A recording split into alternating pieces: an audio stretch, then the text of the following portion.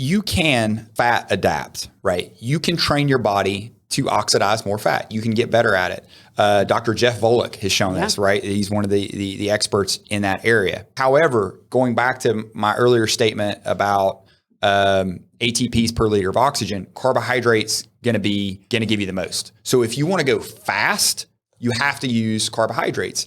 And Dr. Louise Burke out of Australia, I mean, she did a study I point a lot of people to with race walkers, where she took elite level race walkers and put them on a higher fat diet and looked at their performance versus when they were on higher carbohydrates. And when they were on the higher fat diet, they were closer to their VO2 max. They had to consume more oxygen to use that, so they fatigued more quickly. They were slower.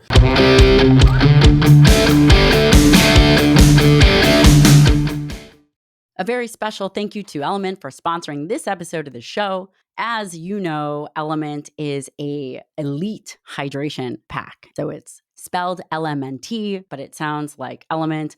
I typically use 1 pack a day. I've increased it now to 1.5 packs because I've increased my training, and nobody told me that Houston was so hot that you literally sweat out of every orifice, probably even including my ears.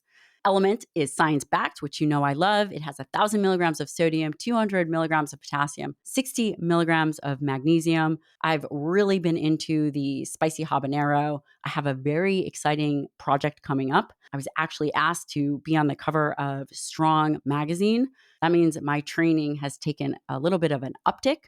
Element's been very helpful. I get a little bit of that restless leg. It's really important that you replace your sweat, not with water, but with electrolytes. And that is one reason why I absolutely love Element. And right now, Element is offering my listeners, you guys, a free sample pack with any purchase. That's 8 single-serving packs of Element free. It's a great way to try all the flavors. Share it with someone. You can go to Drink Element, that's DRINKLMNT.com/Dr. Lyon. You will get a no questions asked refund. Again, that's drinkelement.com/Dr. Lyon. I know you guys are going to love it and there you go. Dr. Nick Barringer. You laughed when I said doctor, but you are an unusual breed. You have your PhD. You are a PhD dietitian, Army Ranger, laughing about that. And you have published multiple papers. In fact, I have one right in front of me, and this is the International Society of Sports Nutrition position stand on tactical athlete nutrition.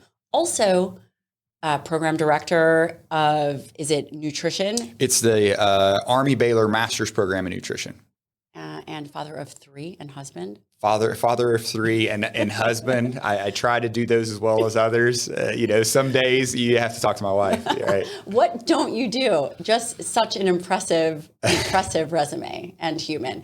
I have to say, I really was excited that you were open to coming on because you are somebody that everybody should know.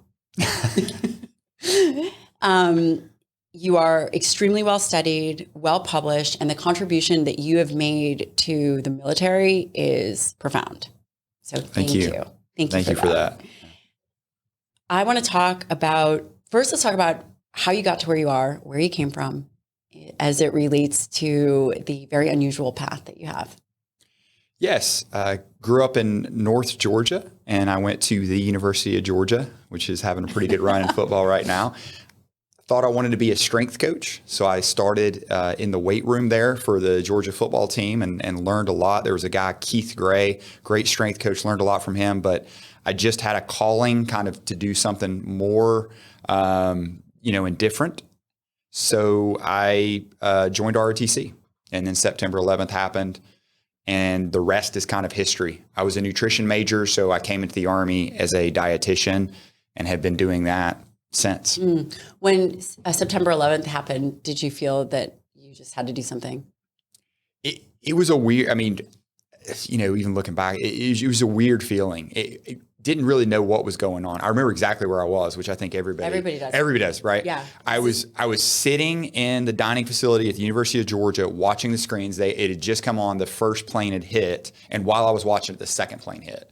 And I had a test. I did not do well on that test that day. But it was yeah, it was just a different, and I'd already joined ROTC, so we didn't know what was going on. They didn't know, should we take our uniforms off? Should we, all these things in that chaos. But it really, I think for a lot of Americans, galvanized like that sense of purpose of like, okay, there's a reason we have this uniform on, and it's time for us to do our job, right? And what, for the listener, what's ROTC? The Reserve Officer Training Corps. So that's what, if you're in college, if you are a college student and you want to become an officer, most universities have those programs. And it's great because for me, it was a scholarship. So I had my school paid for by committing to the military. So I'd have to go do summer trainings at different locations, and we would meet up and we'd have classes that we would, do, and physical training that we would do through the week. And every so often a weekend we would spend doing field training exercises. But then when you graduate, you have a job, which is really nice as well. And is ROTC Army? ROTC is they have Air Force, they have Navy ROTC, so it depends on where you're at. So I did Army ROTC. There was an Air Force, and there still might be at the University of Georgia as well. So whatever, kind of branch you want to get into, find a school with an ROTC program, recommend it. ROTC, 9/11 hit, changed your trajectory of what you wanted to do? Right. So I, again, started off kind of the strength and conditioning route. Then I took a nutrition class, really was I was all in, right? I'd been interested in nutrition, but it just fascinated me. So I was like, I need to change my major. Did that. And when I found out the Army had dietitians, I chose to go that route. Most people don't know that. I know they don't. Very small, probably only about 150 of us. In the entire Army? In the entire Army. 100 and how many people are in the Army? I think our end strength right now is maybe around 500,000. 500,000 people and 150 dietitians. Right. Those numbers. Yeah. Dead ballpark. Yeah. Give or take. That was what was so interesting when I talked to some of my colleagues in like collegiate or professional sports, and they talk about like the dietitian to athlete ratio, and they want to complain to me about it. I'm like, trust me, because, you'll have a dietitian, for an entire a brigade of soldiers. So you're talking several thousand soldiers and one dietitian. One dietitian. So when you went from ROTC, how did you end up in the Ranger school? What's a Ranger for the people that don't know? I think my audience is yes, pretty up to date, but that was a weird space, and in terms of how it happened, or kind of weird. I was lucky. When I came in as a dietitian, dietitians were always at the hospital. They were never at operational units. So I volunteered to deploy, and I was at a combat support hospital. So it's a hospital, downrange. So we were in Iraq. We're outside of Baghdad, kind of during the height of the Iraq War. And I was working there, and I got a call that from kind of the chief dietitian that the Rangers were looking for a dietitian. They were standing up a human performance program. This is like 2006, 2007. Would I want to try out? And I was like, yes. And I didn't even know what a Ranger was at the time. But I remember these individuals showed up at the hospital like in the middle of the night and wanted to talk to me. And like I go to the dining facility, they like talk to me, they leave. I don't know, did I get the job or not? And then they're like, okay, let's try out. And so for the audience, I'll give it, there's Ranger School, which is a TRADOC school that you can go through and you can become Ranger qualified. And then there's the 75th Ranger Regiment, which is a special operations unit, which is the Army's premier raid unit. So if you want to seize an airfield and control space, you send those folks. If you want to direct actions, you have bad guys you need, for lack of a better word, hunted down, you call the 75th. So I went through, as a dietitian is really unique. I went through Airborne school. I went through the Ranger Assessment and Selection program. And got selected, and then I went on to Ranger School. And from Ranger School, what did you do after that? I went back to the 75th because the 75th, again, although it's a different entity than Ranger School, to be a leader in the 75th, you need to have your Ranger tab, right? To get respect. And I always, would tell some folks, because they kind of were like, well, why is a dietitian going to Ranger School, And how many dietitians have gone to Ranger School and then gone back to the 75th? Currently, I'm the only one that's ever served on active duty in the 75th. We just had our second dietitian get a tab. Can you say that again? We just had our second dietitian get a Ranger tab. Before that, how many the history of I'm it. Rangers, Ranger dietitians, there is one. This is, and you're very humble by nature. The individuals that come onto this podcast are leaders, innovators, and mavericks in their fields.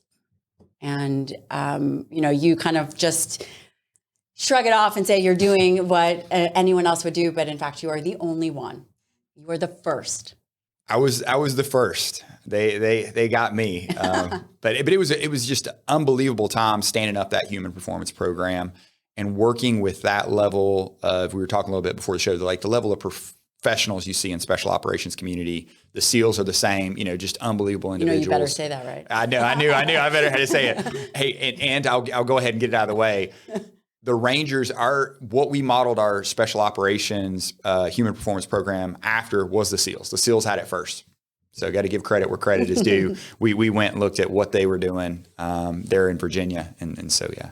When you first saw what they were eating in their nutrition, so you'd gone through school, you'd become a dietitian, and then later, did you circle back to get your PhD? Yes. Okay, so you circled back to get your PhD. Why don't you kind of lay out that story first? Because I do have some questions. We joke, as a military spouse, we joke that the breakfast of champions is a lot of caffeine, nicotine, and a Rip It. Yes. I suppose a Rip It and caffeine are the same, but, have your espresso and then, your nicotine gum or dip, whatever someone is doing.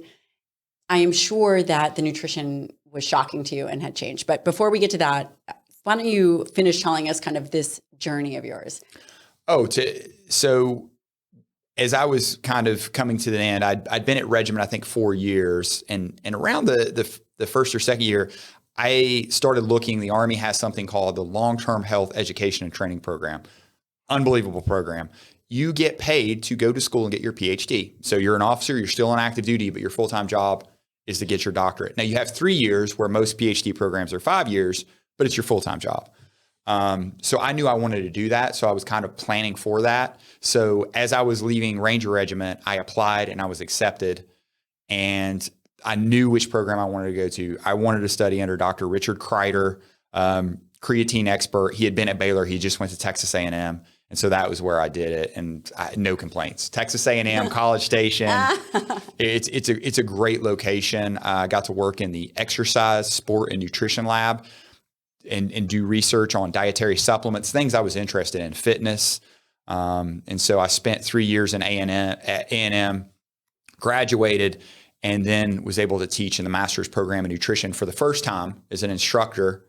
Then I went to the U.S. Army Research Institute of Environmental Medicine, where we researched the nutritional needs for warfighters, was there for a few years. And then I got to be another first dietitian at West Point teaching in the Department of Physical Education, thanks to Colonel Nicholas Gist, who hired me. So I was able to teach nutrition at West Point. And now I'm back as the program director at the U.S. Army Master's Program in Nutrition. So incredible. So much knowledge that I know that you're going to share with us. When you got to the Ranger Regiment, what did you think about their nutrition?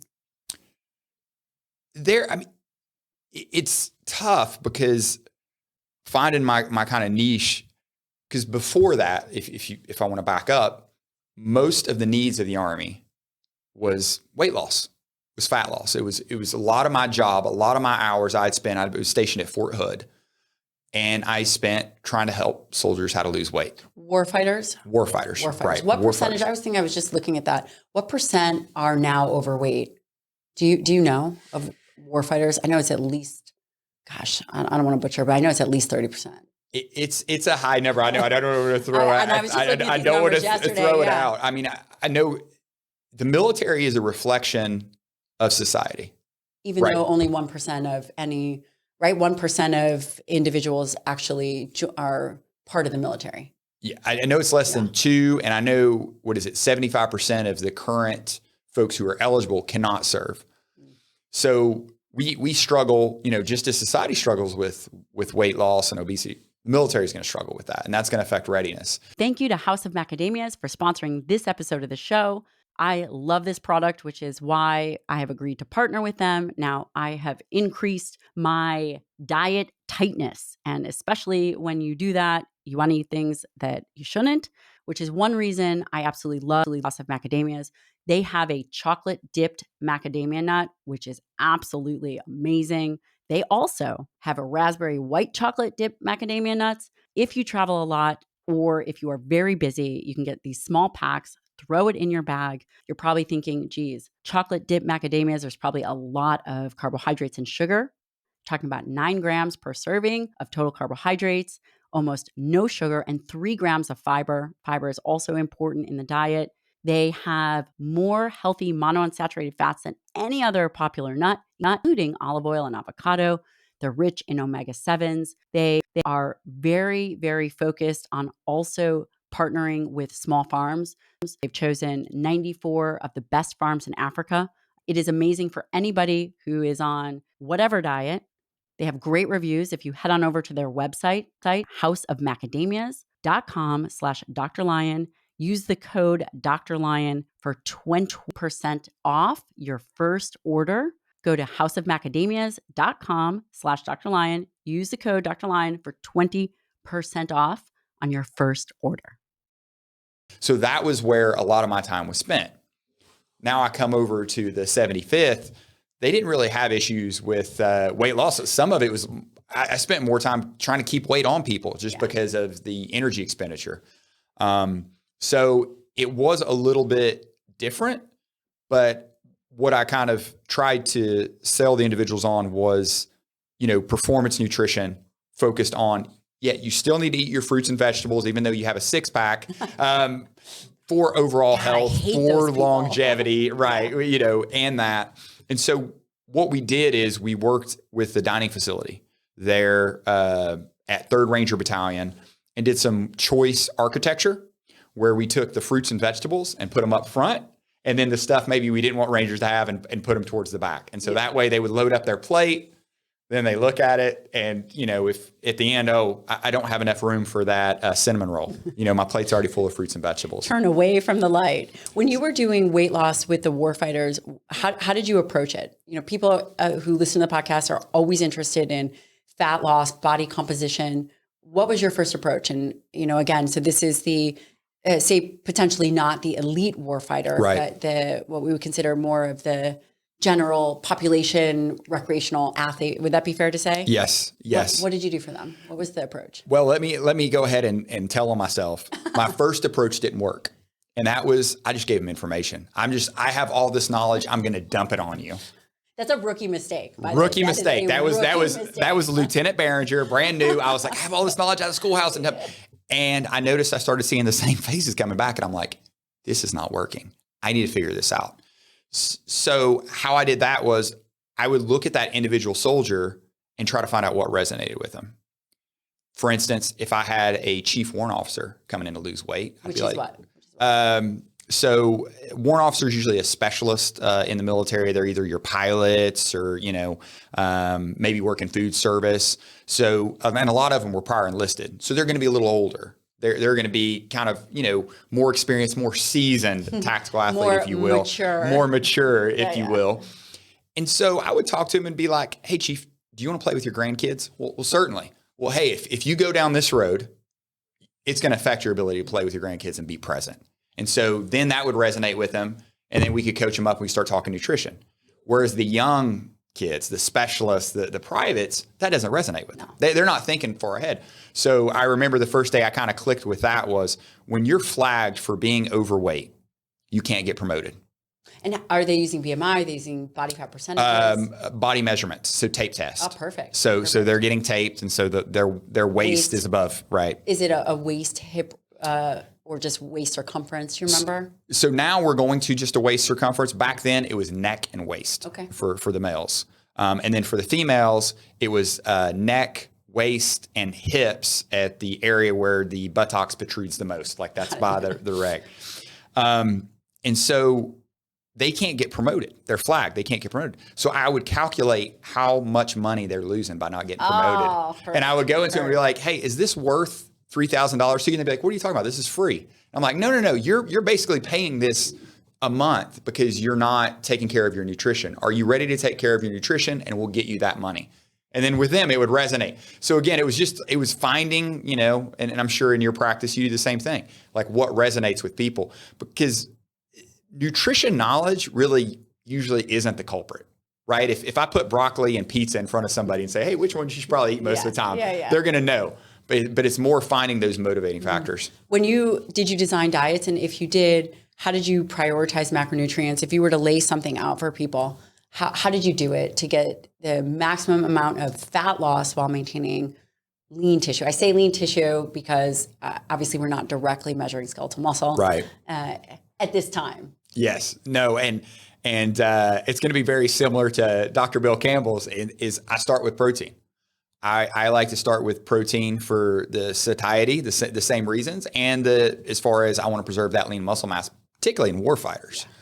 And then from that, we build around. Now, I'll still keep the carbohydrates a little higher just because of the tasks that they have to do. But a lot of it is, I would use something as simple as the plate method, where I would, cut a plate in a quarter. I'd be like, all right, put your protein in one corner. If you're going to do a hard like ruck or run, half your plate's carbohydrates. If it's not a hard ruck or run day, you're just lifting weights, a quarter of it, and then put a non-starchy vegetable in there. Perfect. And just give them, simple tools like that, because most of these, particularly young soldiers, they're at a dining facility. So, what's their tray going to look like? And so I would give them, kind of do it that way. And on the back end, did you calculate, for example, if you were to give them a protein recommendation, grams per kg, did you do that? Did you think about it? Yes. So anywhere from, basically about, 0.1 per pound, because I wouldn't do kgs because, but 0.8 to 1. And then folks that are going to be in per pound, which is double the RDA, which I want to circle back in terms of nutrition got its footing from the warfighter. Right. And so going higher protein is, especially in those tactical athletes in a caloric deficit, is shown to preserve lean muscle mass. And Dr. Stefan Pasiakos, Dr. Jessica Gwen at USERE, they've done great work. Dr. Arnie Ferrando have done great work. They've done particularly studies where they've put soldiers in caloric deficits of, up to like 30%, deficit. And they show that when they take in more protein, they're able to preserve more lean muscle mass. And so based on that's why I'm going to do, and then along with the satiety factor. And what about carbohydrates in terms of how much do you recommend per pound? Okay. So for that, it's usually, and I don't know if I can do the conversion per pound in my head, but it's around, around, I will not ask you to do math in your head. 5 to 6 grams per kilogram of body weight for most people. You can go up to, I've went up to 10 or 12, but that's in like ultra runners. So it varies on kind of what they're doing. But for most people, probably around that 6, if you more active 8 grams per kilogram of body weight. And then, of course, the final macronutrient, fat, is it just whatever falls within there? That's how I would fill in. Then whatever's left, I'm doing fat. But then, I'm obviously prioritizing monounsaturated fat. I want some, olive oil. I want some fatty fish, get the omega-3s in there. And then avoiding as much as possible, trans fats. Even though I know trans fats are supposed to be banned, they're still out there. You can still find them in particularly the meals ready to eat. And especially on post. Right. They're everywhere. And so just educating soldiers on that, and then respecting saturated fat as well. But besides that, that's, pretty much kind of how I build the diet. Simple, straightforward, easy to execute. Yes. I love it. When you think about the history, have you thought much about the history of World War I, World War II in terms of nutrition, and reflected back on how we came to where we are now? And, I've spent 2 years writing this book. And one of the things that was so profound was that the protein recommendations that they gave, and just understanding that the warfighter, that really a lot of the nutrition that we see today was based on making sure that the warfighter could survive and recover. Right. No, we just celebrated over 100 years of having nutrition, specialists in the Army. So what's interesting though about that, and we're talking a little bit before the podcast, is back, then World War I, it was about feeding people more to get them up to weight so they could go and fight. And so they could sustain that performance. And, even before we figured that out, Napoleon said, an army marches on its stomach. He knew. And that's where canning came from, Nicholas Appert. But now it's taken a little bit of a turn in that we've got to help soldiers get to that correct body composition. But we also want that protein intake relatively higher because we want to preserve that lean muscle mass. We don't want to have somebody who's skinny fat, right? They make the standard, but then they're not going to do very well under load, right? When you put a heavy ruck on them. Right. Have you looked at any of the numbers during World War II that the average weight for a woman, I believe, was 125 pounds. The average weight of a man, I believe, was around 145 pounds. The rations were 3,000 calories, around 3,000 calories. That's what they were. And the idea of rationing is we're just going to give you this much. The soldiers were given they were rationed at least 1 pound of animal protein, beef, for recovery. I don't know if you've read some of those very old papers, but it was amazing to see that we placed all this importance on the soldiers' nutrition. And then at home, they were encouraged to build victory gardens. Yes. Have you read anything about that? I've read about that. Yep. Victory gardens at home where we would send all the high nutrient-dense foods overseas to feed these soldiers. Yes. And that's still, something today with, the concern is large-scale combat operations. You might hear a military person say LSCO. So now you know what they're saying is, in our past, Afghanistan, Iraq, we had control of the air. So we could send resupplies. We could, if anybody is listening to this, was at a dining facility in Iraq, they were unbelievable. Like you were getting lobster. We were getting lobster over there. How is that possible? Because, we had the logistics. And then Afghanistan, now some of the combat outposts in Afghanistan, a lot more austere. Food not as well, more MRE type foods. But for a large-scale combat operation where you might not have that, well, now how do we feed them? And then particularly where weight becomes an issue because you want to carry ammo, well, are we going to allow the rations and combat feedings work on this right now, like a higher fat content to get it more calorically dense? But a concern is, well, how do you get fruits and vegetables in? And that's something that combat feeding is looking at. And one of the things that, has been pitched and thrown out there is kind of, microgreens, or could you have like a Connex greenhouse in a box for these warfighters in these austere environments where they could grow something, a little bit like the Martian, and get those nutrients, because otherwise we might not be able to get them, in those supply channels because they'll be in contested areas. And I guess the question is, how important is day-to-day nutrition on performance recovery? And now we're moving into, there's the warfighter that you were dealing with that was overweight, getting their body recomposition. Now you're moving towards the more tactical athlete. And I'd love for you to define what a tactical athlete is. And why I think this is really good for the general population as well is because they're always searching for what does it mean to be the best version of themselves. And I think that when we look at extremes, we can take extremes and take information of the things that make those individuals that are operating at extremes and move it into our own life. Yes. No, I couldn't agree more.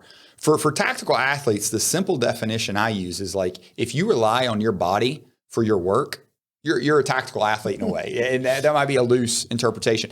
But for the individuals we typically consider is obviously the military, police, firefighters, EMS. And I'm so happy that there's now that term and that focus on it. And it was relatively recent, like around 2007, I think the National Strength and Conditioning Association stood up the tactical side. Because what I saw coming in, especially from, the experience I had at the University of Georgia with their football team and having colleagues working in the professional athlete setting, they would know, how long a quarterback needs to be back in the pocket before they get sacked, like all these numbers and stats. And then I look at the military, we would do this. We don't have any of that. The 3 to 5 second rush, we don't even know how fast a soldier should run to maximize them not getting shot. We just say, get up and run for 3 to 5 seconds.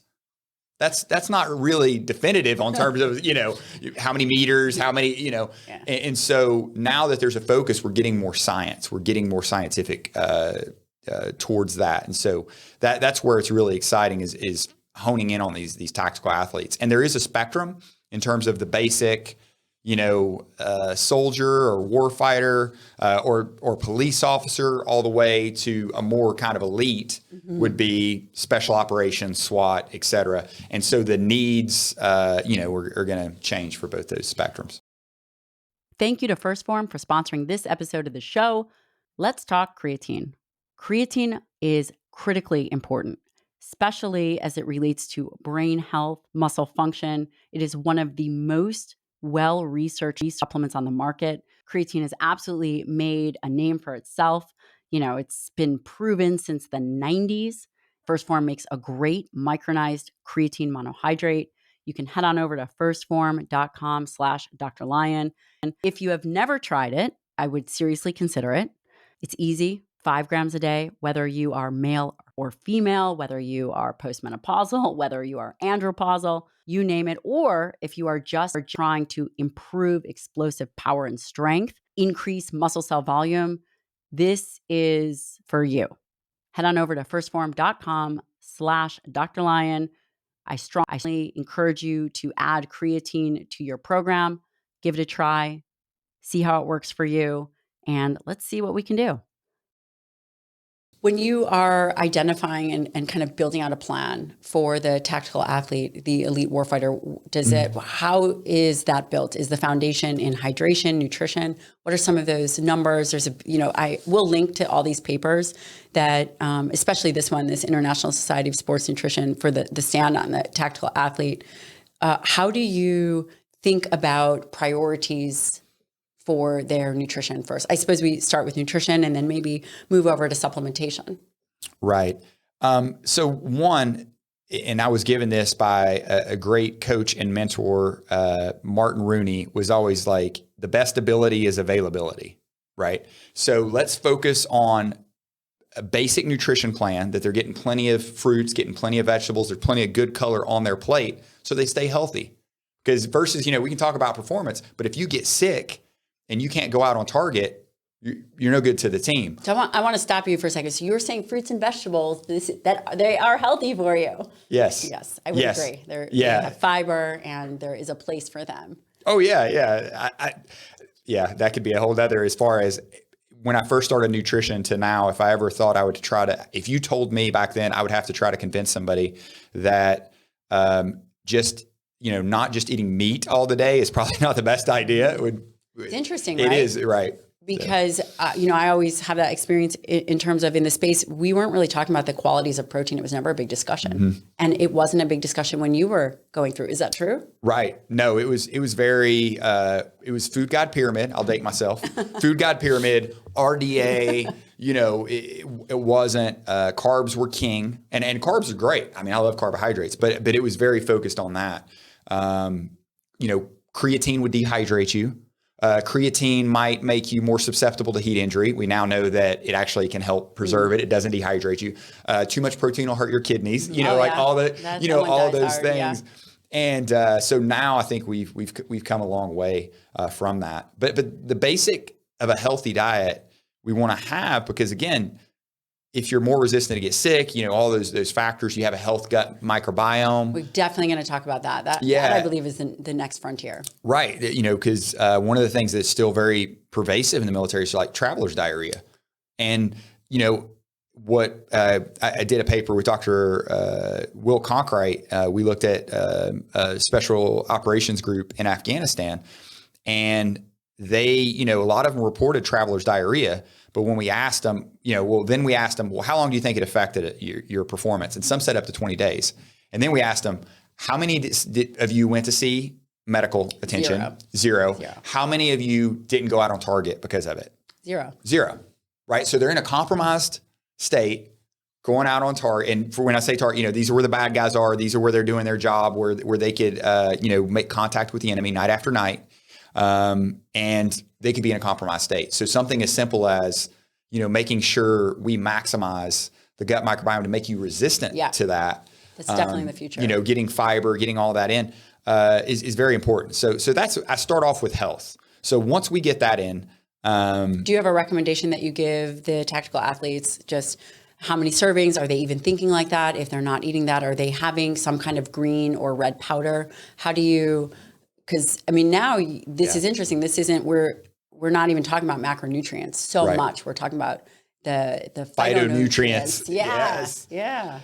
Yeah. So, and that's one of the things with, the MREs, they're high in most of the micronutrients. Like they have a lot, but vitamin K is one of the ones that they're low in because there's not a lot of ways to package those leafy greens, right? And what is vitamin K important for? Clotting. That can be very important in a combat situation. So how do we get that in? And so that's where the discussion with the microgreens, again, we've been, I don't want to say lucky, but in terms of in our recent operations, we've been able to get fruits and vegetables, to locations. Probably not as much as some locations as we like, but we can still get those there. If they cannot get those there, then that is where I would consider some sort of, green dehydrated product. I use one all the time. If we could get it, because it's convenient. Yeah, convenient. I would much better. Hey, if you could eat a salad, right? I mean, it's like when people talk to me about, protein powder or eating a chicken. Well, can't you just eat a chicken? Yeah. Is grilling a chicken always convenient after a workout? No. Shakes convenient. Or if you have 3 kids. Or if you have 3 kids and you're on the run. Right. No, so it's not. So it's the same with this is, dehydrated fruits and vegetables, whatever, you can kind of pack in, getting those in.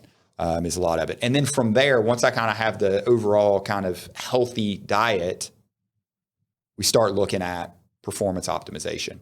But the base of kind of a performance pyramid is a good diet, sensible training program, sleep is another huge factor I see with tactile. I know, sleep when you're dead. No, that is a huge factor. And once you get all those dialed in, now we can start talking about supplements. But what I found, and the special operations community is very guilty of this, and I'll tell this story. I was down at 3rd Ranger Battalion looking at like wall lockers. I was walking around. Can't remember why I was there. But there was a wall locker that looked like a GNC store. All the supplements. And there was like a Burger King bag in front of it. And so it's like we've got to prioritize, right? So get all those right. Like if you're not focusing on those, focus on those, get all those right.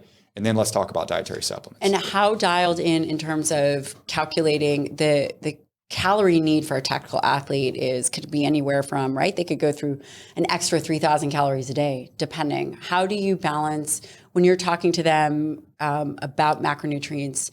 Is it about overall volume? Do you say, okay, so 50% is going to be, 40% is going to be protein, 40% is going to be carbohydrates. How do you balance with them in terms of meeting their needs? And what are those needs? How do you even think about that? So great question. A lot of different variables in terms of what's going on.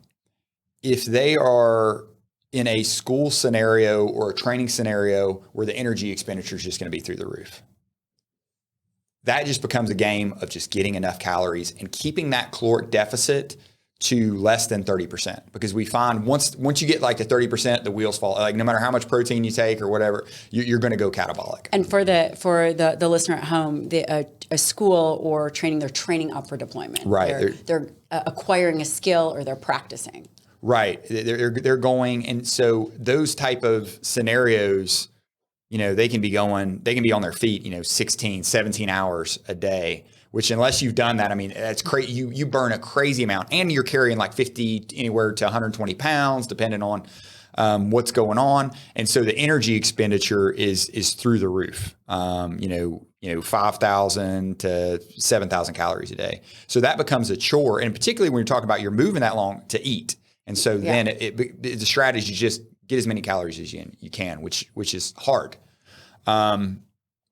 Otherwise, I'm calculating the protein, giving them what that looks like and how to get in. And then for most of the tactical athlete, I'm going 50, depending on what they're doing, to it could be 60% carbs, depending on how much aerobic work they have. Because, the physiological facts, unless someone knows different that's listening, is you get more ATPs per liter of oxygen from carbohydrates. Right. You can't get around that. And there's been multiple studies that looked at that where, yeah, it'd be great if we could get athletes to run off fat. Like, Yeah, that was actually a question that my husband had. So I'd like to, you're absolutely correct. So one of the things was he was asking was that he said he had thought, asked Nick this. So for those of you who don't know, my husband just ran the Boston Marathon, and he was a SEAL for 10 years. And he said, zone 2 nutrition for endurance athletes. He said, military are supposed to be the most trained in zone 2. This was a statement, whether he's right or not. And he said that one of his questions was, most marathoners prefer a carbohydrate fuel source, but there's a minority of these highly trained athletes who are optimized to do so using fat as a fuel source. One, he wanted to know, is that true? And where is the confusion? Because there's a lot on social media, a lot with the influence space where it has demonized carbohydrates, which I agree with you. I am not anti-carb at all. How do we put those pieces together? And you have had a lot of experience dealing with, again, the warfighter and the tactical athlete. I realize that tactical athlete falls under a huge umbrella, but the most elite that are protecting our world. So you better get it right. No pressure. Thanks, Shane. So you can fat adapt, right? You can train your body to oxidize more fat. You can get better at it. Dr. Jeff Volek has shown this, right? He's one of the experts in that area. However, going back to my earlier statement about ATPs per liter of oxygen, carbohydrates going to give you the most. So if you want to go fast, you have to use carbohydrates. And Dr. Louise Burke out of Australia, I mean, she did a study I point a lot of people to with race walkers, where she took elite level race walkers and put them on a higher fat diet and looked at their performance versus when they were on higher carbohydrates. And when they were on the higher fat diet, they were closer to their VO2 max. They had to consume more oxygen to use that, so they fatigued more quickly. They were slower.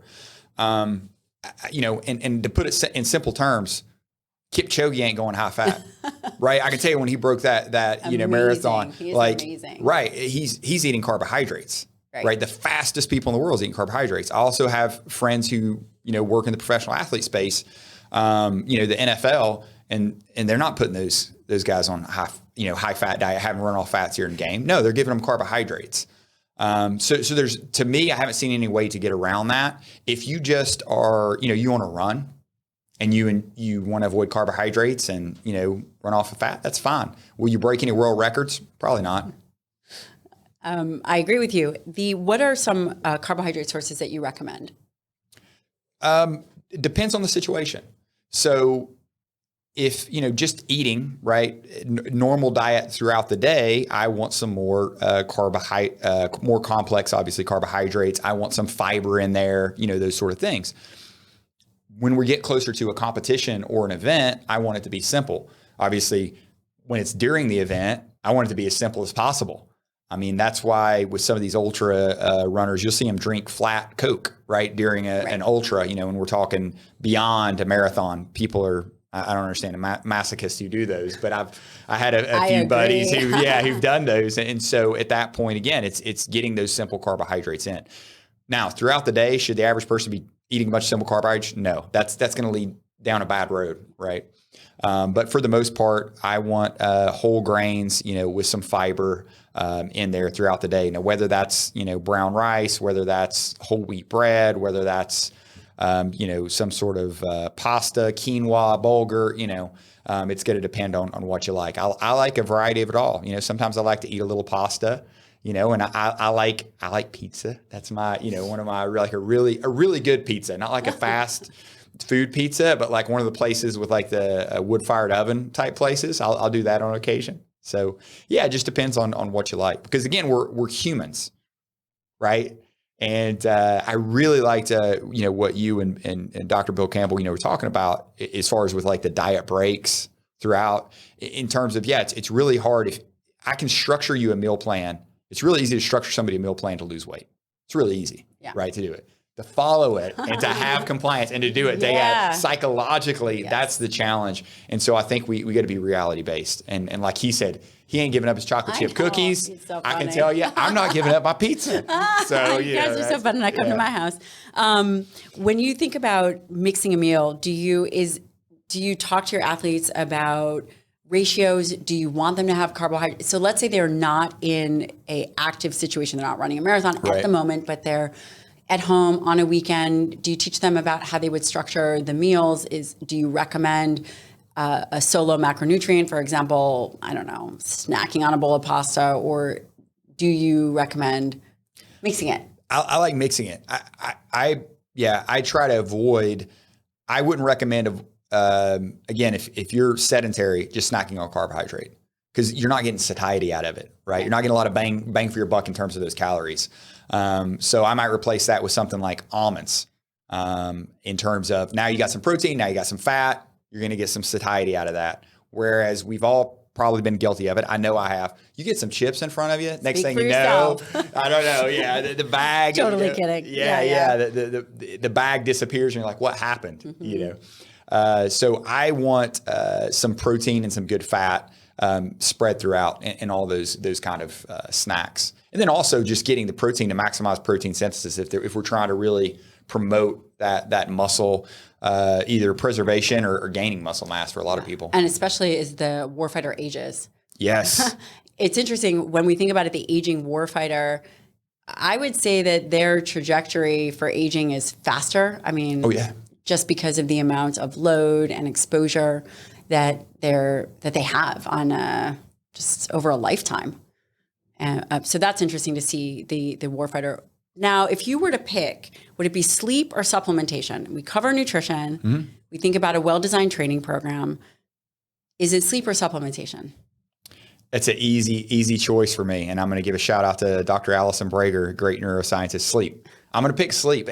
And that's me as a dietitian because sleep drives so many of your decisions. And, I'll tell a story real quick. When I was at Regiment, I had a Ranger boss of me, and he was falling out of runs. He was having all that, and his team leader brought him to me and was like, "We need to do something with his nutrition."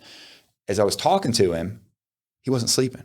He was staying up in the barracks because sleep was the crush, right? So I told him. What was he doing? Was he playing Xbox or? Yeah, all the things, right? All the different things. Did he have sleep apnea? He did not have sleep apnea. He wasn't like what we'd call like over fat or anything. He just wasn't getting sleep. And so I was like, look, we're not even going to talk about nutrition. But they thought it was a nutrition issue because he was, kind of fell on these physical events. They thought, oh, maybe he's not eating right. I said, I don't even want to talk to you about nutrition. This is what I want you to do. I want you to go and get 7 hours a night like this next week. Like do it, Roger that, sir, whatever.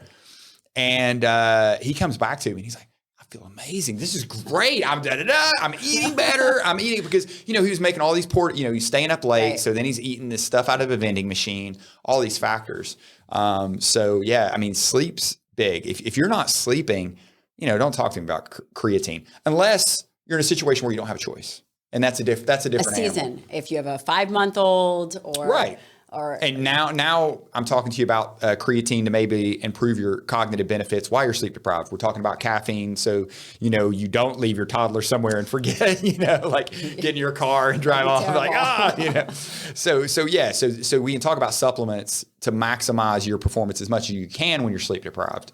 That's a different topic. But if it's a self-inflicted wound, they need to address that first. Okay. Sleep. And you recommend 7 to 8 hours? Yes. More? Depending on what you're doing, it could be more. I think LeBron James sleeps like 11, 12 at the height of the season. I know when on a deployment to Afghanistan, I was working in the operations center. So I was basically doing a job behind a screen where I tracked things, right? And I was sleeping probably like 10 hours a night because I just like work out and sleep. And I felt like I was on, not that I've ever been on, but like if you told me like what a performance enhancing drug would feel like, I thought I was on a performance. I'd go to the gym. I was, it was amazing. So for some athletes, if you're really hitting it hard, I think, you probably need some more sleep. I'm just sleep until you wake up. If you don't have to set an alarm, I track mine. I've got, as you can see, different tracking devices. I see your Whoop on there. We love Whoop. Yeah, I've got my Whoop. I just started using that. I track with Aura. So I track it, and then I work with a few folks on the outside, like athletes, one professional athlete in particular. And every day when I get up, I'm looking at his sleep data, being like, hey, what happened? Because it's that important. What about supplementation? I personally supplement. As a dietitian, I get asked, like, what do you use? I'm sure. So I jump to that. Everybody wants to know. Everybody has that. I take vitamin D. The reason I take vitamin D is we have vitamin D receptors in our muscle. We have vitamin D receptors in our brain. And if you look a lot of the literature, most of us are maybe not, deficient to get rickets, but we're insufficient. Where do you like to see vitamin D numbers in the blood? At least at, 50 to around 80 nanograms per deciliter. Totally agree with that. Yep. And so I take, 2,000 IUs, nothing too crazy, 2,000, sometimes to 5,000.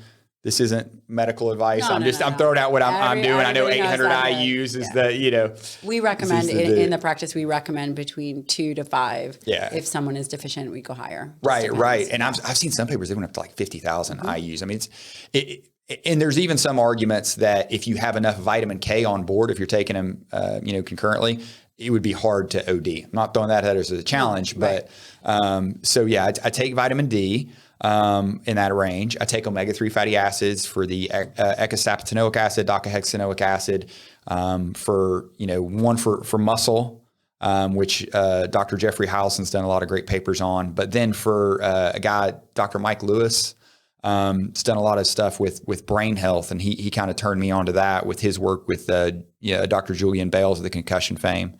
And how many grams of omega-3s? I'm taking 3,000 to maybe some days, 5,000 milligrams per day. Most studies, you see a benefit at 2 grams per day. Dr. Jonathan Oliver, he's a friend. He did a study out of Texas Christian University where they followed football players throughout the season, and they had lower tau proteins than those that took the 2 grams per day. Because as you know, it's really hard to do a control brain injury study in humans. Yeah. But the animal models, it's quite compelling. So I'm taking a high quality omega-3 supplement, keeping it in my refrigerator. I tell everybody, don't take your rancid. Yeah, don't take your rancid omega-3s. I'm taking creatine monohydrate. 5 grams? 5 grams. I'm taking 5 grams. I think the International Society of Sports Nutrition, 0.3 milligrams per kilogram of body weight. I think around there, but 5 grams for most people's. Probably in there. And no loading dose, right? No loading dose. If somebody had a task that was coming up and they weren't on creatine and they wanted to get to that level, then maybe a loading dose seems beneficial. But yeah, you're going to reach saturation within 30 days is kind of from what I've seen. I take that. I take magnesium. Any particular form? I just got I had been taking the biglycinate. Now I'm on the is it the Thea or the 3-and-8? 3-and-8? 3-and-8. 3-and-8. Yeah, I'm on the 3-and-8. Because I've read it's more absorbed throughout the brain to passes the blood-brain barrier. Collagen.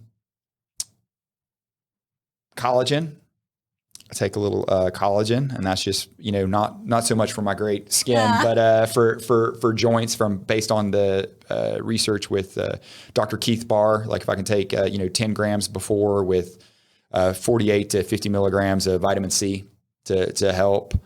I'm trying to think of it. I mean, you think I would know. No, that's pretty much it. I think pretty robust. Yeah, I think I've hit it. I've used beta alanine before as well. If I have a hard like anaerobic training coming up, I don't use it regularly. Yeah, but that might be something. You know what I think is going to be the next big thing. What's that? Just as big as fish oil is urolithin A. Have you heard of urolithin A? No. I will send you some literature. Okay. 20 years of research. Urolithin A helps with mitophagy. 500 milligrams a day. Shane uses 1,000. Oh, wow. I use it. I've never seen a compound be this promising since, I don't know, fish oil. Wow. Since omega-3 fatty acids. All right. Yeah. Well, I'll have to get on that. Yeah. And then I think that there's something new, uracilic acid. It's a compound in apple peels. I haven't taken a real deep dive, but I think that there's a lot of promise to that with body fat, weight, somewhat of weight reduction. I think it's a TBK1 inhibitor or something like that. But I'll let you know back on the uracilic acid. But this urolithin A is... Urolithin A, I'm going to have to... I'll send you some literature on it. It's pretty amazing. Are you doing anything? I've also taken nicotinamide riboside. So have you done any of the NAD?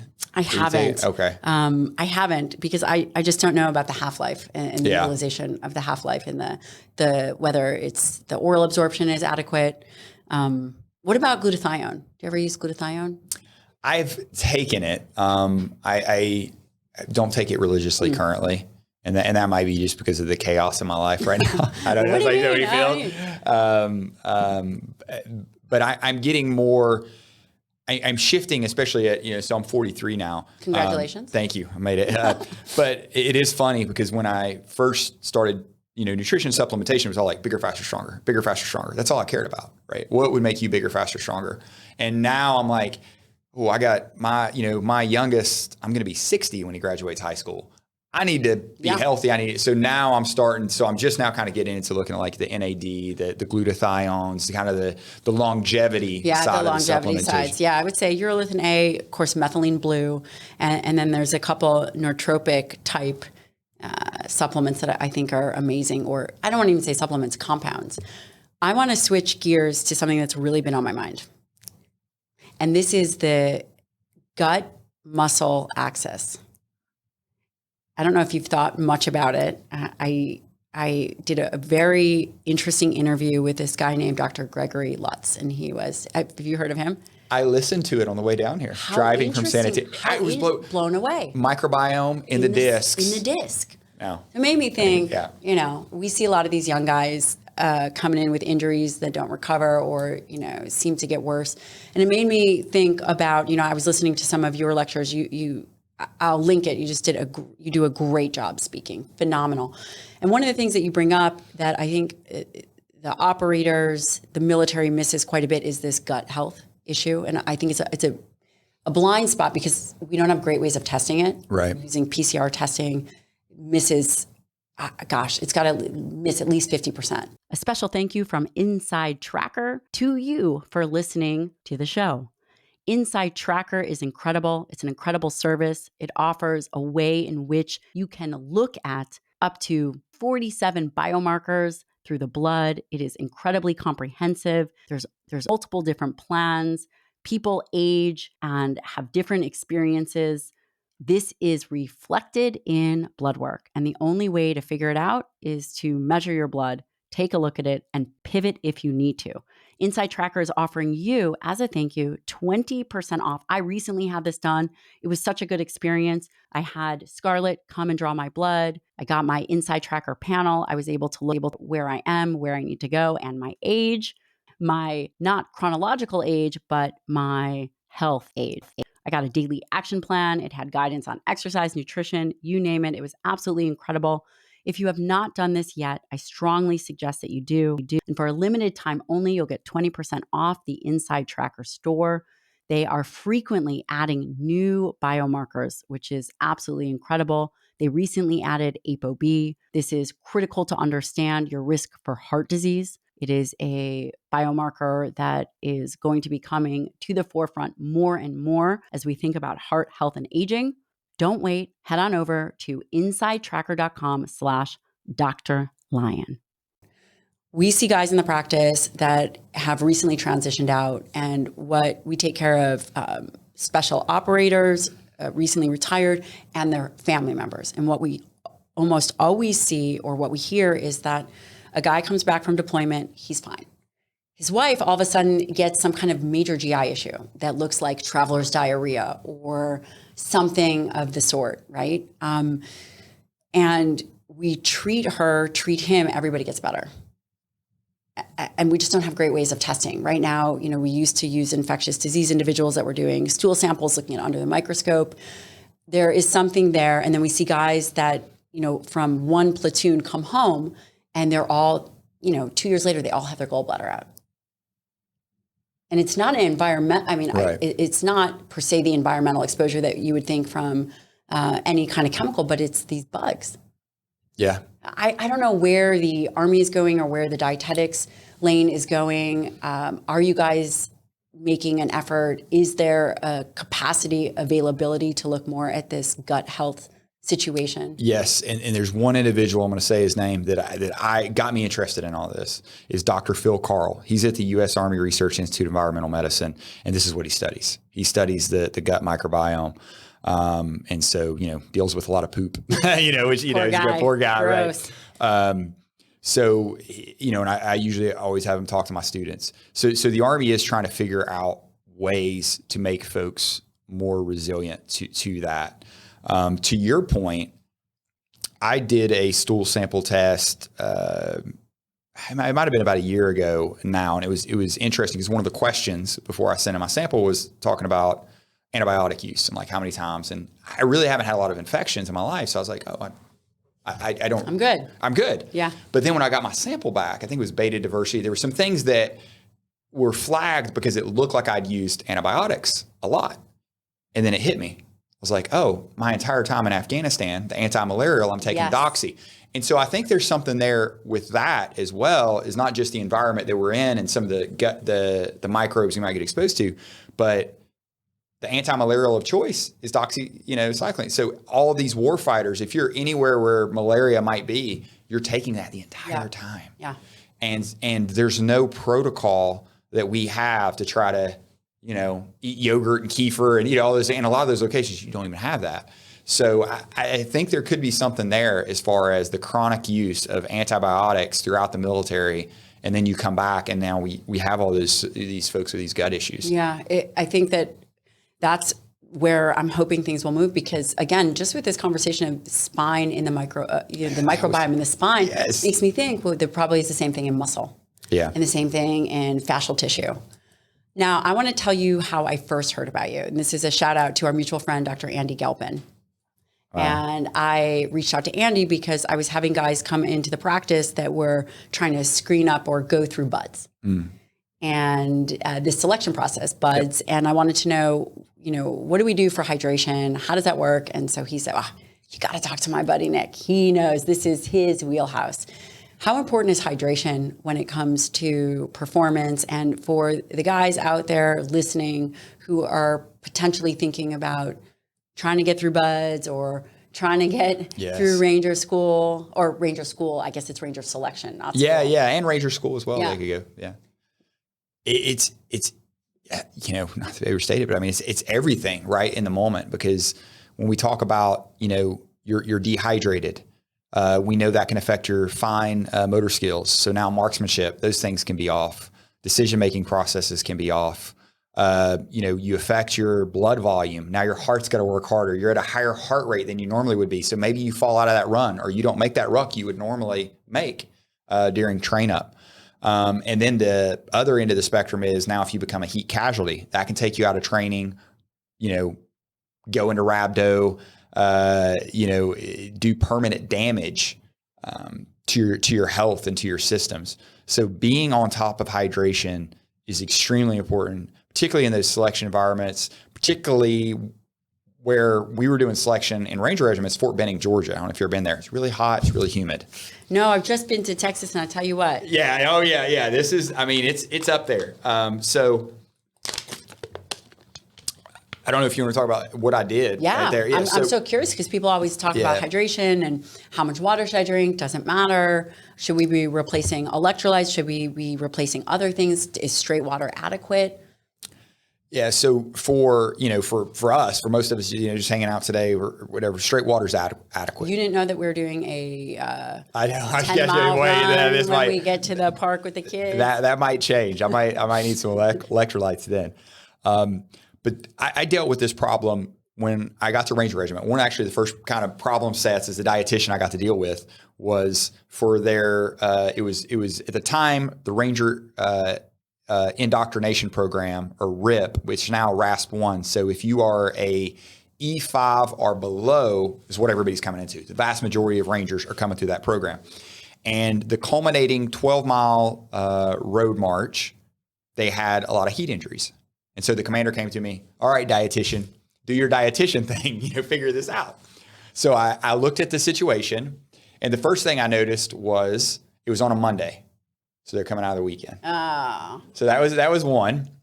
And then the other piece of it, I was like, well, let me see how I want to track hydration. And I called a good friend and colleague. Her name's Karen Daigle. She was at the Olympic Training Center at the time.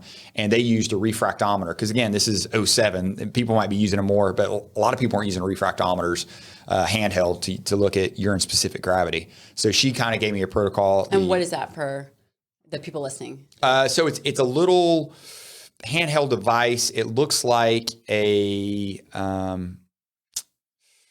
scope almost, and you put a drop of urine on it, and then based on the light passing through, it'll give how much solute is in the liquid, and then based on how much solute, that's your hydration status. And is that something that people could order online? Oh yeah, they're like CVS? probably like $60-$70. Okay. And so I ordered that, not knowing that was going to require me to test a lot of Ranger urine. Thinking. Yeah, I realize that now. It was that was a bad choice. So I got some medics, and I talked, and then I looked at the literature on rehydration. So if you're dehydrated, how long does it take? And we kind of laid on, around like 48 hours, like to give them 48 hours. So I talked to the commander and I got him to agree. I said, hey, I'm going to test these guys on Friday. And I'm going to pull out the people who are below this certain level. I'm going to tell them all, hey, I'm going to retest you. This is what you need to do to get hydrated at adequate level. And then, oh, by the way, on Monday, if I test you and you fall below this level, you can't do the 12-mile ruck march, which means you can't be in Ranger Regiment. Oh, hurt. And everybody passed. So that was it. That was it. It was passed. Yeah, there was a lot, and it was like 60% of them were dehydrated on Friday. But then showed out. And then the other piece was talk to them about alcohol. Over the weekend and all those things, to be like, hey, look, gentlemen, you can celebrate after you pass this event. Let's not celebrate this weekend. Let's hydrate. What do you give them? Sodium, potassium? What kind of hydration solution were you using? Nothing magical in terms of it's whatever we could get through Class 8, which is the medical supply. So you get rehydration beverages in the military. We can get them through Class 8, which is medical. So I won't name the specific products, but it was like there was a rice-based oral rehydration beverage. There were some other oral rehydration beverages. And I mean, it just, some sodium, some carbohydrates, some potassium, nothing fancy. And people ask me like, well, what's your go-to of choice? I'm like, whatever one you like to drink. Right? Because there was a military, and it was literally oral rehydration salts or whatever. Horrible. Nobody wanted to use it. It was so again, it wasn't beneficial. Yeah, if you drank it gave you all the right stuff. Yeah. But it didn't taste, it good. So what we did is we gave them stuff that had some flavor to it, and they drank that throughout. Because you do also have to worry about in the military hyponatremia. We've had a few cases of hyponatremia. There was a case, I think it was around 2017 in Ranger School. They had a Ranger pass, and then they have since they got an ISTAT where they can do blood sodium like on the spot. Basically, he drank too much plain water. Because you essentially want to rehydrate with what you're sweating out. Which you're not sweating out water, you're sweating out sodium. And all kinds of things. That's really helpful. Where do you think that? Okay, so before I ask this question. I'm not sure exactly how to ask this question. Do you think that there are ways in which we can prep people to pass selection? How do we tell? Do we have more capacity to look at who is going to get through selection? I know we're kind of talking about biomarkers. It's so interesting. You mentioned a little bit about global strength. Do you have any thoughts personally on does it help if we identify early the people that are going to get through, or perhaps weaknesses where we can help them up? Or maybe is that not the point? Is it really just whoever is toughest and most capable gets through? And I know this is kind of a hard question because, from some of the guys' perspectives, they're like, well, if they can't hang, we don't want them next to us during war. So they shouldn't get the help, right? I know this is a tough question because, from some of the SEAL guys that I take care of, they're like, well, if he can't do it, eating potato chips and whatever, then he shouldn't be, and I don't want him next to me. I mean, they don't say that exactly, but you know what I mean. Right. And it's tough because I'm scared if we keep going down that road, there might not be anybody next to him, right? That's a really good point. Because, not all, and I think it's getting better. The way I see some selection programs is much like the old Soviet model for athletes, is you throw them against the wall, whichever ones don't break, those are your Olympians. That works if you have a huge group. Very good point. Right? That, everybody wants to be Olympians to get out of poverty or whatever. You can throw China in the same scenario. Very good point. But we're not going to have that luxury very soon. So we need to be smart about it. So if we have an individual who is fit, strong, intelligent, tough, but gets shin splints and falls out because you're running them 20 miles a day, even though you'll never do that operationally, right? Some of the stuff you do in selection that aren't operationally relevant, yeah, it shows mental toughness. You can say it, but if you're breaking them, then why not do it? We could have that person in the fight. So for me, I think we should approach it a little more intelligent. Not saying, trying to besmirch any assessment selection process. I don't need those folks mad at me. I don't need that. That's not what we're saying. Yeah. I don't need that smoke in my life. But it's not what we're saying. Everybody. Yeah, it's so. And then back to the question about biomarkers and things that might make people more likely to pass. I would never want to screen out individuals ahead of time based on a cheek swab, right? What I think we could do is take those and then figure out how we can close the gap. One, how we can close the gap in individuals as they're coming through the program, but then let's look out to the broader Army. Can we close the gap and get them closer to special operations? That'd be incredible. And so that's the way why I'm interested in this research and all these different things. Like I said, there's a researcher, Dr. Emily Farina, who's done a series of papers. And then there was just a paper, the lead author was actually Dr. Jesse Stein on this most recent paper I was reading, where they're looking at biomarkers. But it's looking at people in the Special Forces Assessment and Selection Program who passed or didn't pass. And they found that, hey, those that are more fit, more likely to pass. Those that eat healthier diet, they did diet quality, healthy eating index. Okay. Yeah. More likely to pass. And now the biomarkers of those that eat, more fruits, more vegetables, tend to show that those are going to be the ones that are going to pass the selection. What are the biomarkers?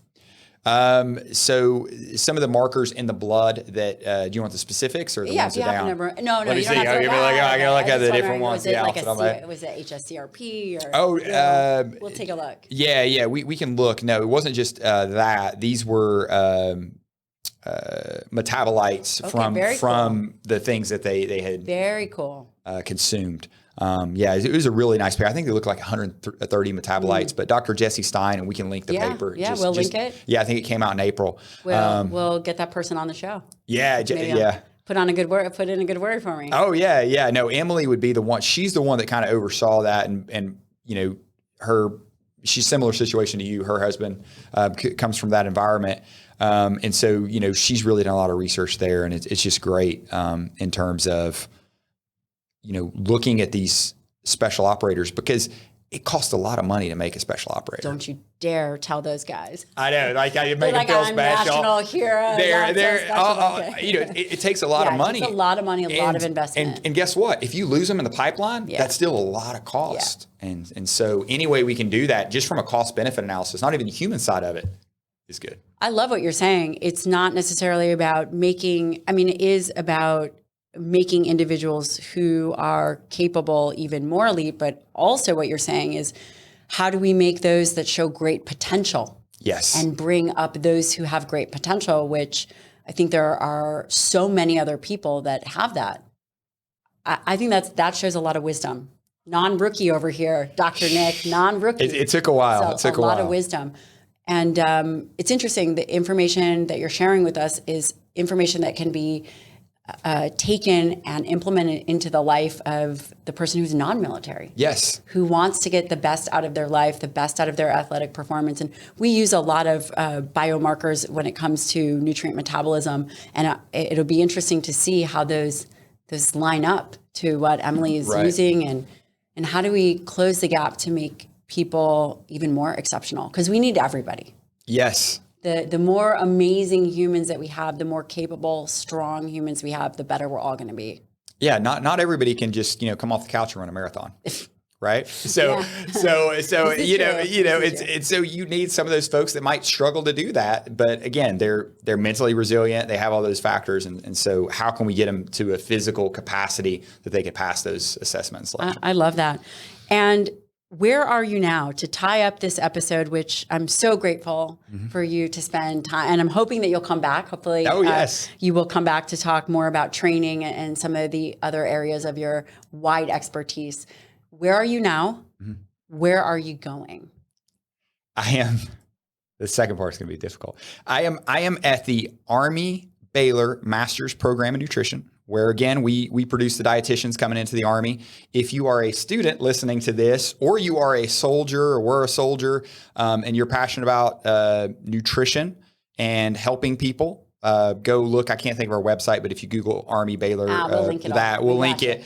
You can look and come. It's 2 years and you get your degree from Baylor. It's a pretty good deal. I might be biased, but that's where I'm currently. Within the next year, so in 2024, summer 2024, I will retire from the military, and to be determined. That's it. Are you ready?